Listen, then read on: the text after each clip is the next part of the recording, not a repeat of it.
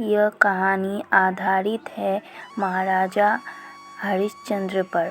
सत्यवादी महाराज सूर्यवंश में त्रिशंकु बड़े प्रसिद्ध राजा हुए हैं। उनके पुत्र हुए महाराज हरिश्चंद्र। महाराज इतने प्रसिद्ध सत्यवादी और धर्मात्मा थे कि उनकी कीर्ति से देवताओं के राजा इंद्र को भी डाह होने लगी। इंद्र ने महर्षि विश्वामित्र को हरिश्चंद्र की परीक्षा लेने के लिए उकसाया। इंद्र के कहने से महर्षि विश्वामित्र जी ने राजा हरिश्चंद्र को योग बल से ऐसा स्वप्न दिखलाया कि राजा स्वप्न में ऋषि को सब राज्य दान कर रहे हैं। दूसरे दिन महर्षि विश्वामित्र अयोध्या आए और अपना राज्य मांगने लगे।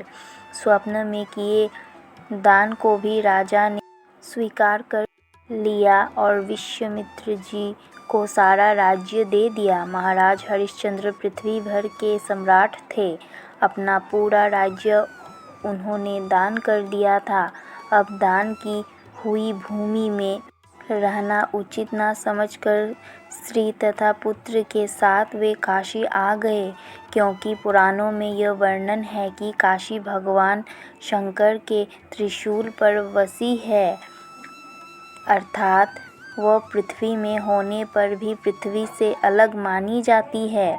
अयोध्या से जब राजा हरिश्चंद्र चलने लगे तब विश्वामित्र जी ने कहा, जब तप दान आदि बिना दक्षिणा दिए सफल नहीं होते।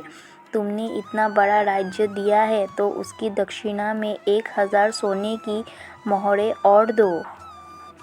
राजा हरिश्चंद्र के पास अब धन कहाँ था? राज्य दान के साथ राज्य का सब धन तो अपने आप दान हो चुका था। ऋषि से दक्षिणा देने के लिए 1 महीने का समय लेकर वे काशी आए।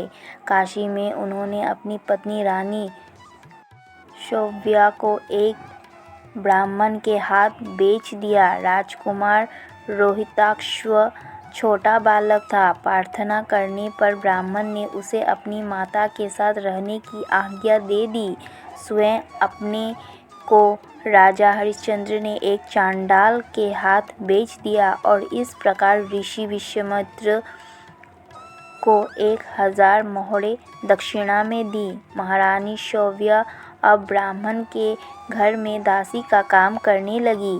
चांडाल के सेवक होकर राजा हरिश्चंद्र शमशान घाट की चौकीदारी करने लगे। वहाँ जो मुर्दे जलाने को लाए जाते उनसे कर लेकर तब उन्हें जलाने देने का काम चांडाल ने उन्हें सौंपा था। एक दिन राजकुमार रोहिताक्ष ब्राह्मण की पूजा के लिए फूल चुन रहा था कि उसे सांप ने काट लिया। सांप का विष झटपट फैल गया और रोहिताक्ष मरकर भूमि पर गिर पड़ा। उसकी माता महारानी शौव्या को ना कोई धीरज बंधवाने वाला था, ना उनके पुत्र की देह शमशान पहुंचाने वाला था। वे रोती बिलखती पुत्र की देह को हाथों पर उठाए अकेली रात में शमशान पहुंची। वे पुत्र की देह को जलाने जा रही थी कि हरिश्चंद्र वहां आ गए और मरघट का कर मांगने लगे। बेचारी रानी के पास तो पुत्र की देह ढकने को कफन तक नहीं था। उन्होंने राजा को स्वर से पहचान लिया और गिड़गिड़ाकर कहने लगी, महाराज, ये तो आपका ही पुत्र मरा पड़ा है। मेरे पास कर देने को कुछ नहीं है। राजा हरिश्चंद्र को बड़ा दुख हुआ, किंतु वे अपने धर्म पर स्थिर बने रहे। उन्होंने कहा, रानी, मैं यहाँ चांडाल का सेवक हूँ। मेरे स्वामी ने मुझे कह रखा है कि बिना कर दिए कोई यहाँ मुर्दा ना जलाने पावे। मैं अपने धर्म को नहीं छोड़ सकता।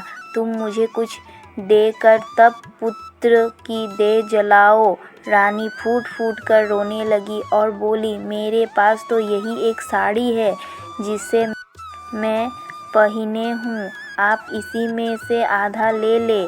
जैसे ही रानी अपनी साड़ी फाड़ने चली, वैसे ही वहाँ भगवान नारायण, इंद्र, धर्मराज आदि देवता और महर्षि विश्वामित्र प्रकट हो गए। महर्षि विश्वामित्र ने बताया कि कुमार रोहित मरा नहीं है, यह सब तो ऋषि ने योग माया से दिखलाया था। राजा हरिश्चंद्र को खरीदने वाले चांडाल के रूप में साक्षात धर्मराज थे। सत्य साक्षात नारायण का स्वरूप है। सत्य के प्रभाव से राजा हरिश्चंद्र महारानी शोभा के साथ भगवान के धाम को चले गए। महर्षि विश्वामित्र ने राजकुमार रोहिताश्व को अयोध्या का राजा बना दिया। सत्यवादी राजा हरिश्चंद्र के संबंध में यह दोहा प्रसिद्ध है। चंद्र ठरे सूरज ठर, ठरे जगत व्यवहार, पे धृतवत हरिश्चंद्र को ठहरना सत्य विचार।